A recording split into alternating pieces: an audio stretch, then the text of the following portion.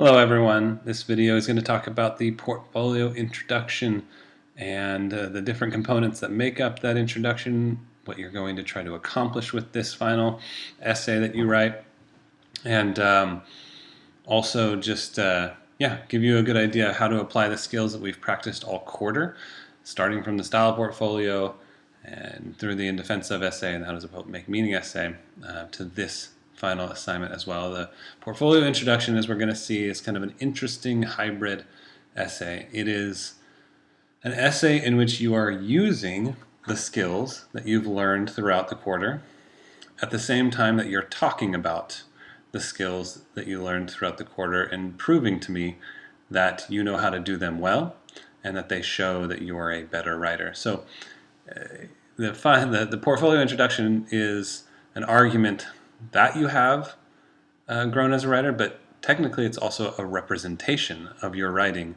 that has grown, and it's trying to accomplish both of those things. So it needs to be good writing and it needs to talk about good writing, and we're going to break that down into 3 parts to understand how to do that well. I have this worksheet that I put together that I am going to post with the video so that you can have access to this and work through it. It just breaks down the 3 parts of the portfolio introduction and talks about some of the key elements for each part. So I'm actually going to go away from this for a second, come back to the video, and I want to give you a metaphor to kind of start off an understanding of what you're trying to do with the portfolio introduction and why I'm having you do it. It's built into the kind of philosophy of a comprehensive writing portfolio class where you don't get graded until the very end of the quarter and turn in all your work at once. And I think it'll give you some idea of what the kind of purpose but also privilege it is to write this final essay. So imagine this, or think about this metaphor of being on trial in a courtroom where someone, let's say, just has accused you of doing something wrong and you need to prove that you didn't. We know from watching television and just understanding how arguments in defense work that you would give evidence to show that you are actually not guilty of the thing that you're being charged with or blamed with or whatever. And so you're in a courtroom and there is evidence. There's a stack of evidence. This is a notepad, but just get the idea that this is a number of materials that are evidence to suggest whether you're guilty or not. Now, of course, your team has the evidence, and so does the other side. They have some evidence, and each is trying to use that to prove their case. In your case, you're trying to prove that you have not done something. So, if you were in that scenario, if you were on trial for something, if you had a collection of evidence that you knew proved that you were innocent, would you rather hand that stack of evidence, just hand it right over, to a jury and say, why don't you guys go back into a room and just kind of sift through this whole stack of evidence, all this stuff that's involved in the case. Why don't you guys just look through it and figure out how it works on your own, figure out what it means, and then come back and tell me if I'm guilty or innocent. Would you rather do that, or would you rather first instruct them how to read the evidence, how to understand the evidence, and make an argument for what that evidence actually suggests and proves? Now, of course, you would take the second one. You would want a chance to defend it. You would want a chance to explain it and not just hand over the evidence and wait for a verdict. Well, the same thing's happening in this class. You're writing, and I'll pretend that this is a portfolio or a binder of work. Of course, all your work is digital in our course. But your writing is what I'll consider a collection of evidence. It is a collection of evidence that does prove, that you grew as a writer over the last 10 weeks. I'm confident that every one of you, in different degrees, but every one of you has grown as a writer since we started in week 1. So that stack of evidence does prove that. But that stack of evidence also could be up for interpretation. the degree to which you grew and how significant that growth is and how well you actually understand your growth as a writer isn't fully explicitly stated in the evidence itself. So you can think of the scenario that I painted in two ways. You could just hand in all your work to me. You can hand in your e-portfolio that has your final drafts, your rough drafts, your notes, all that stuff, and say, here, give me a grade.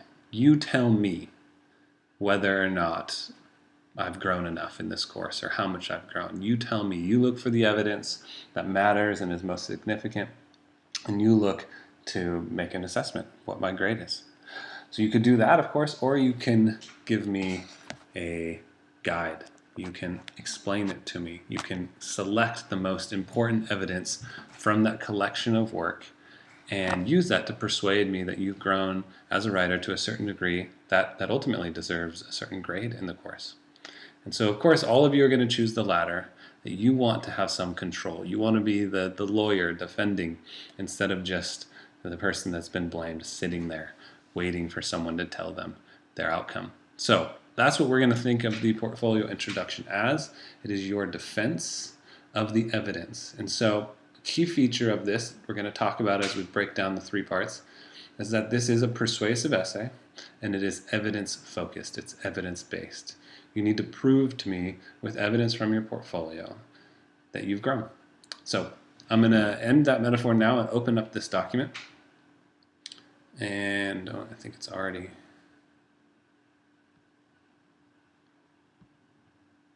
here.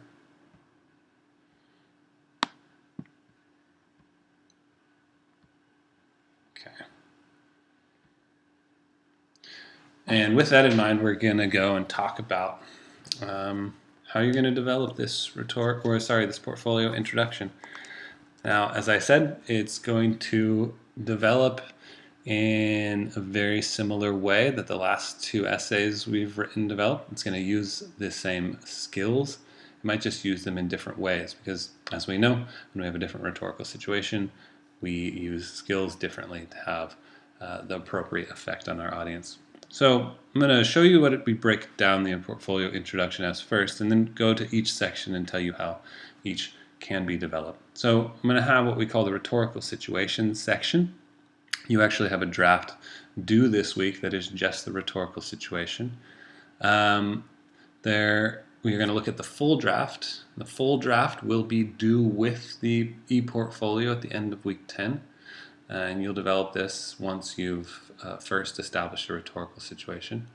And then we're going to talk about the conclusion, or what could be a series of concluding paragraphs for the portfolio introduction.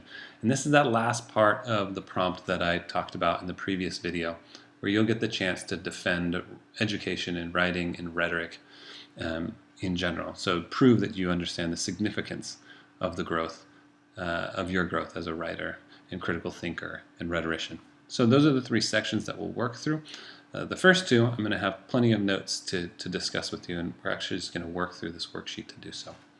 So let me start with the rhetorical situation draft. Due this week, 375 to 500 words, just 1.5 to 2 pages. That's just setting the context, establishing the problem, identifying who you are as a speaker, who your audience is, and what the purpose is. There's going to be one twist here that we'll talk about in just a second, and pay attention. So we know that rhetorical situation is audience, speaker, context / problem, and purpose.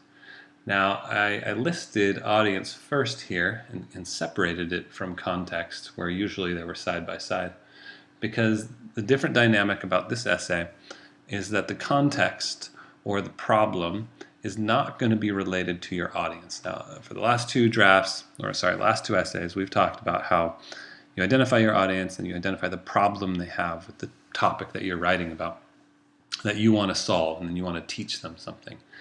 Now, in this case, since I am your audience, I am not going to be seen as part of your problem or part of your context. I'm actually, and have tried to act as your instructor for 39A as the solution to help you grow as a writer, to fix some possible shortcomings you've had in your writing experience. And so to develop a problem-making section related to your audience this time wouldn't make sense. Simply, I am your 39A instructor who has spent the last 10 weeks with you. All you need to do regarding me is know that you are writing to me. So you can say, Dear Rick, at the very beginning, if you want to frame it as a letter. You can say, you. You can refer to times we've talked in conferences, so on and so forth. And all you're doing is remembering that the rhetorical appeals you make, emotional appeals, logical appeals, use of anecdotes, metaphors, all that stuff is meant to engage me, the audience, keep me interested in your writing, regardless of what the topic is, right? So, I'm your audience, and you, of course, are the speaker. Now, the speaker and context are going to be more closely related this time. So, speaker of this essay is you, who has had your own unique experience in this class, as well as all writing education and life before this class that has influenced your skill in and feeling about writing. So very quickly, even when we say this, speaker starts blending in with the next category, context and problem. And you know, when we talked about audience and problem early on, they kind of work each other out. They're kind of help specify each category as you ask more and more questions. In this case, when we say speaker, very quickly is getting to this idea of influences about your skill in and feeling about writing. We're going to consider that part of the context or the problem. So in this case, the rhetorical situation draft, also known as problem-making draft, you are going to develop an argument or claims about and definitions or examples of a problem related to your skill in and feeling about writing at the beginning of this course, and the education and life experience that influenced that skill and feeling. So what problems have you had with writing in the past? What feelings have you had about writing in the past? Even up to the time this class started, maybe even up till now where you're still not sure. The context and problem, as we've talked about all quarters, should be specific. You shouldn't just say, oh, I didn't like writing, I never liked writing, I was behind in writing. The best problem making also focuses on the specific elements that then the solution will address. So as we get down to the solution in a little bit, you'll understand this more, but the basic idea from the prompt is that you're making an argument about the skills you grew in as a writer that prove that you've grown as a writer overall. So part of your context and problem making should address these skills that you lacked before the class, or that you didn't even understand, or that you didn't even know, or options for you. So part of your context and problem making might address ideas like never really realizing that you were writing to a specific audience. Maybe you just always thought you were writing to your writing teacher and they were your only audience. Maybe if you never considered that before and you lacked an understanding of how your knowledge of an audience determines what kind of rhetorical appeals you make in order to keep them engaged and persuade them, then you might want to talk about that in detail. You can talk about your lack of skill in writing in close detail, or controlling your voice and tone. Anything that is actually going to then show up in the argument as skills you've grown in, you'll want to include as part of your problem making. Now you can have other experiences too, other feelings. It's okay to say something like, if this is true for you, English is not my first language, so I've always had difficulty with writing courses. That's fine to talk about, but you also need to balance that out with the specific skills that you struggled in, because that is where you're going to respond. Those are the things you're going to respond to in your argument about how you grew. So that's a slightly different dynamic. As we've said throughout the quarter, your growth will be more persuasive, so your solution will be more persuasive the more you show the problem in detail first. So be as detailed as you can in the problem-making section. Talk about who you are, what your experiences, what with writing have been, what your skill in writing has been, where it's suffered, what specific areas lacked that you either knew back then or know now that you've gone through this writing course.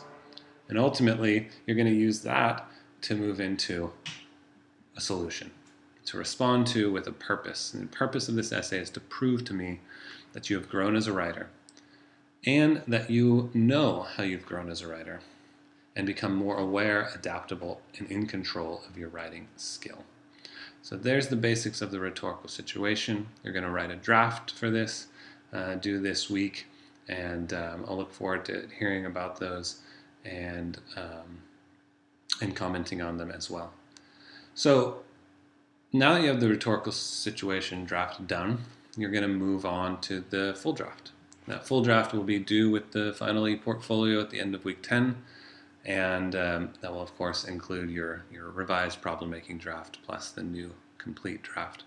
I'm not going to look at this draft until you turn in your e-portfolio, so this isn't going to be something we discuss or talk about unless you approach me in office hours, and this will be something that you just do and develop on your own until you turn it in.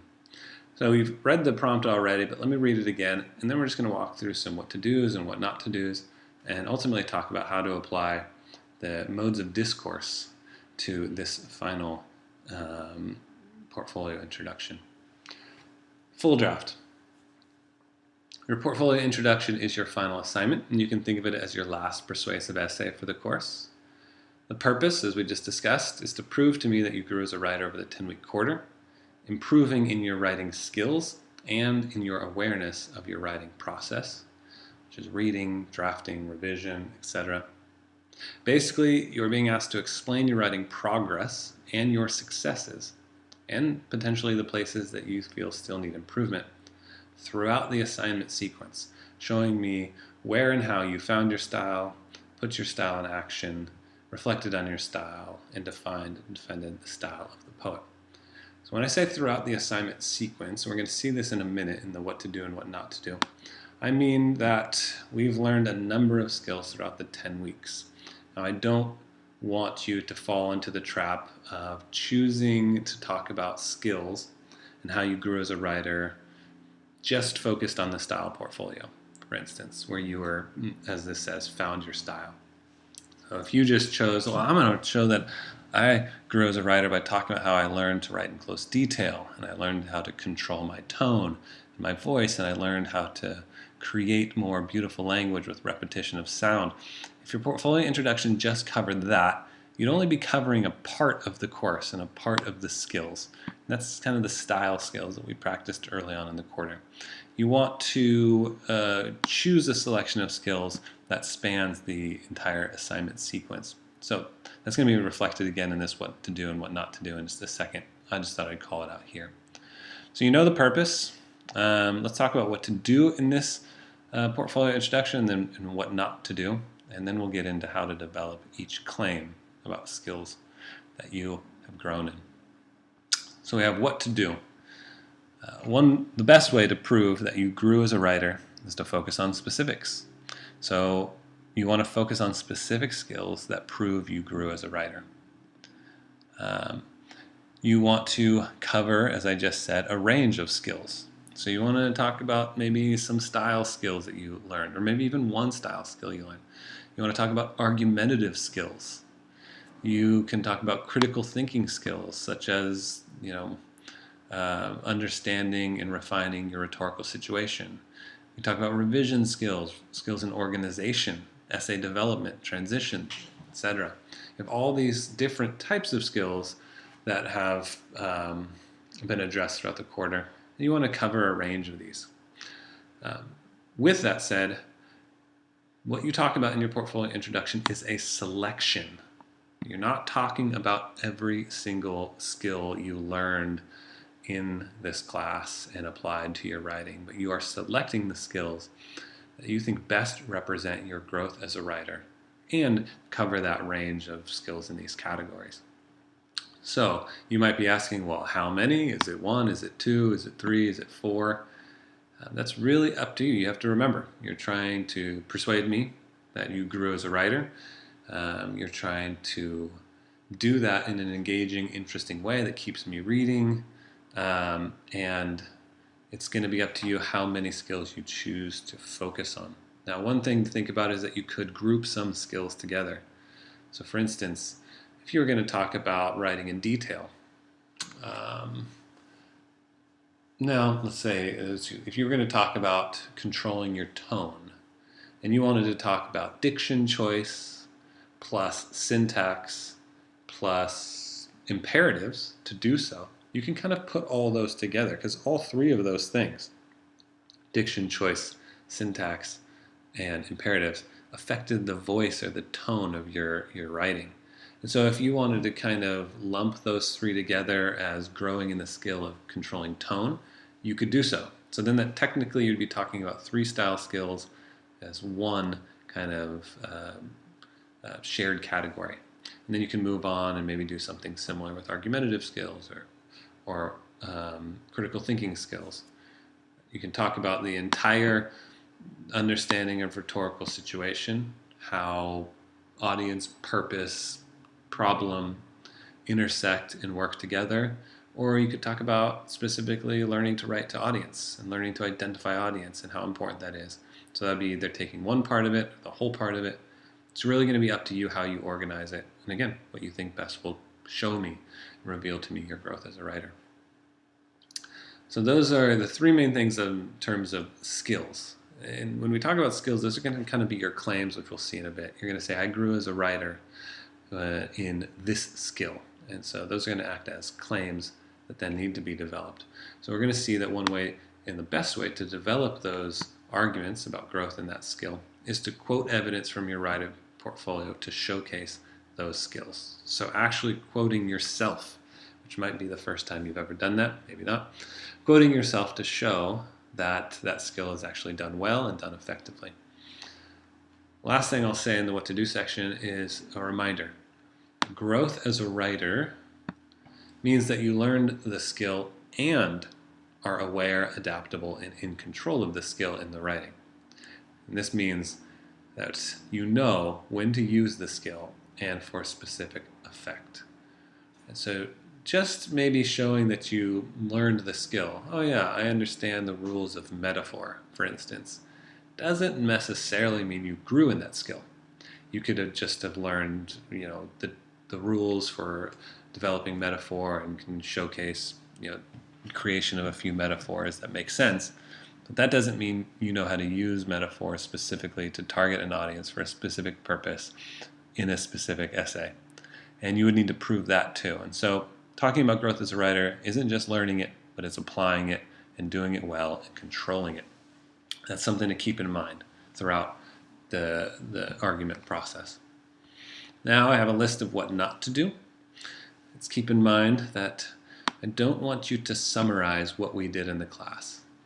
If you're summarizing, you're not arguing. And if you summarize, you're also probably going to be talking about everything we learned in the class. First we did this, then we did this, then we did this, then we did this. I'm not interested in that. I'm interested in what you think highlights best your growth as a writer.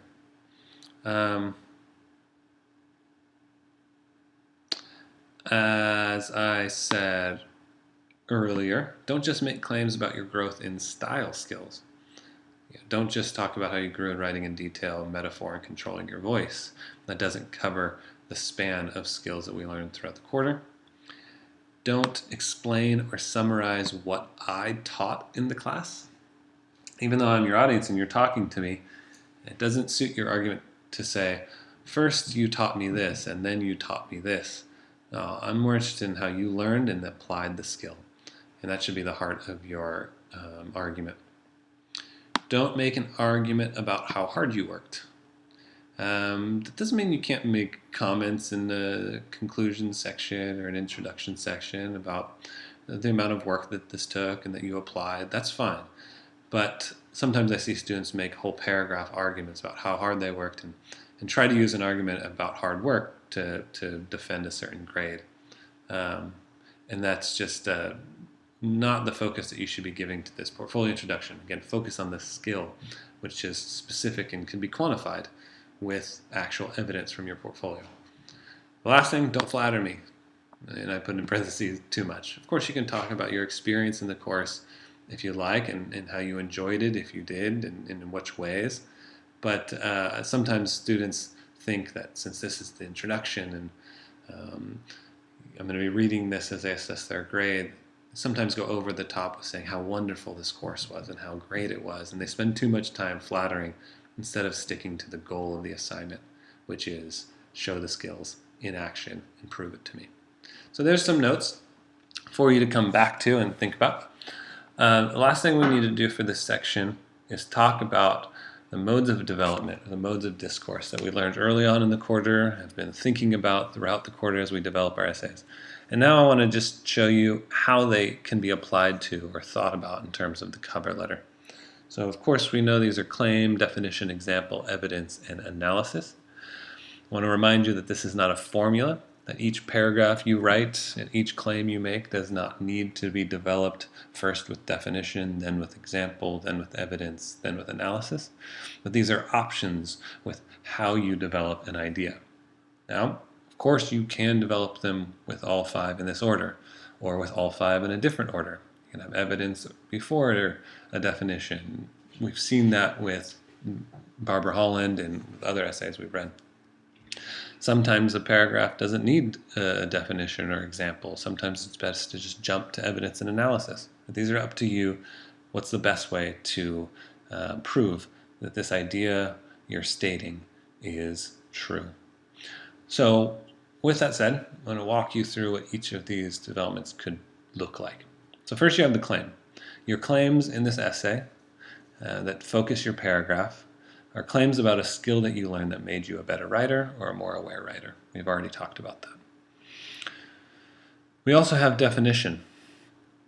Definition mode of development would be your ability to explain what the purpose or the rhetorical effect of this skill is. Now this is an interesting one because I already know what the purpose or rhetorical effect of these skills that I taught are. And we've said throughout the quarter, don't teach your audience something that they already know. But in this case, you could think of this as the potential for you to give me your own unique definition of this skill and its purpose and its effect. We've talked a lot about how metaphor is a good way to make definition in an essay, and maybe you can give me a unique metaphor to explain how this skill works and what its purpose is and what its effect is. And that would show me that you understand it in this unique, interesting way. Basically, don't just give me back my own definition of the skill that I've taught you. Show me how you see it in an interesting and unique way. And that's what you can do with definition. You can also do definition in the negative. Right? What I mean by this is not, what I don't mean by this is. You can always go that way to define the boundaries of your definition. We also have example. The example mode of development would do like this. It would be kind of a summary of how you used the skill or a summary of a revision decision you made to make the skill show through more clearly. So basically, this is story and context. Instead of just maybe jumping right into the evidence, you'd want to give me some context, some introduction to that evidence to come. So something like, in the second draft of the In Defensive essay, as I was trying to develop an argument specific to my audience about this particular thing, I quoted this passage. That's just a basic introduction, but you can expand on the story a little bit more. Basically, just give me some sort of context to understand the evidence by. Some of you might think of this as telling the story of when you learned the skill too.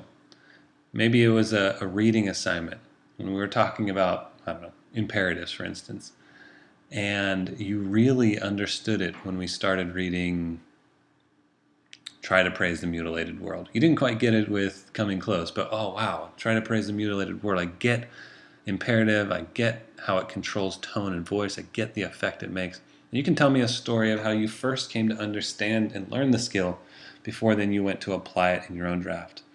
You could say something like, after I saw Barbara Holland develop her claims with such specific, detailed examples, I developed my claims in my In Defensive essay with the same kind of detail and examples that she used. Yeah, these are rough ideas that I'm offering you right now, but the idea is that you just kind of tell me the story that got you to make these decisions, to learn this skill, to apply this skill, and that will give me some context to understand the evidence. Now, what is the evidence? Evidence is a quoted passage from your draft or your drafts to show the skill in action. So you're actually quoting yourself. Not just the 2 words or 3 words, you're quoting sentences. 1, 2, 3, 4 sentences, sections of your essay that show this skill working. Some other ideas for evidence. You can compare your quote or your passage in which this skill is used to a passage from a reading assignment that you learned the skill from. I've had students say, here's Barbara Holland doing this thing. This is where I learned the skill, and here's me putting that skill into my own essay. You could do that. Or you can compare a version of the quote from a rough draft of yours to the revised version of the final draft to show improvement. So if you tried to, for instance, develop your audience in the second draft of the In Defense of Essay, and it just still wasn't working right, it still wasn't clicking. But then in your third draft of the In Defense of Essay, you really got the audience right. Your development of the audience and problem-making section was much more specific, much more convincing. You can compare the first version to the second version to then point out how the second version is that much better and how it shows the skill improvement. So those are just some options for you here. This idea of comparing quotes in different versions, I'm going to give a specific example of that in the next video and in the next essay that I'll have you read, where we'll see an author modeling that for us. Lastly would be analysis, and this is simply the explanation of how the quote proves success of the skill and rhetorical awareness or effectiveness. So you're just explaining, this quote shows that I was able to develop my audience with enough specificity to do this. This development of this audience and problem-making section effectively made my audience respond emotionally this way and get invested in the argument, so on and so forth. Whatever you're going to do to explain how it actually works. Because remember, until the analysis comes, you're just giving me the evidence, then I have to interpret it. But you should first interpret it for me. How should I read it? That's what you want to do there. So modes of development, come back to these as you develop each of your claims. And that should do you a good service in this portfolio introduction. The last thing we did, or will do, is look at the third part of the essay, the defensive writing and rhetorical and rhetoric conclusion. So after you've developed your problem-making section, after you've developed your argument about the skills you grew in that prove you grew as a writer, included all your evidence and your analysis. And a good way to end this essay is to show me that you understand why it's important that you grew as a writer, not just show me that you grew as a writer. And so we had this last section that we already talked about when we read the prompt, where you have the chance to answer this question indirectly or directly. Why does your education in writing and rhetoric matter? How does being able to close read a poem benefit you? How does being able to write a persuasive essay benefit you? And these are starter questions, but basically you can think of the conclusion, which is maybe 1 paragraph or possibly 2 paragraphs of your portfolio introduction. Move beyond this course and talk about how this is impactful for you overall, how this education in writing and rhetoric is going to help you moving forward, why it's a benefit to you now, why others might benefit from coming to understand an education in writing and rhetoric as useful and necessary, not just a class they have to take. So this is what you can do in the conclusions section. I don't have anything to say specifically about this, but we are going to have a video in week 10 that talks about 2 essays by Dennis Denby, when he talks about the benefits of literature, the benefits of reading. And we'll use those kind of as a basis to get you some ideas about what you might say in this conclusion section. So that's it. I'll post this, or I have posted this with the video, so you can always come back to it and refer to it and use it as you develop all parts of your portfolio introduction. Okay, bye.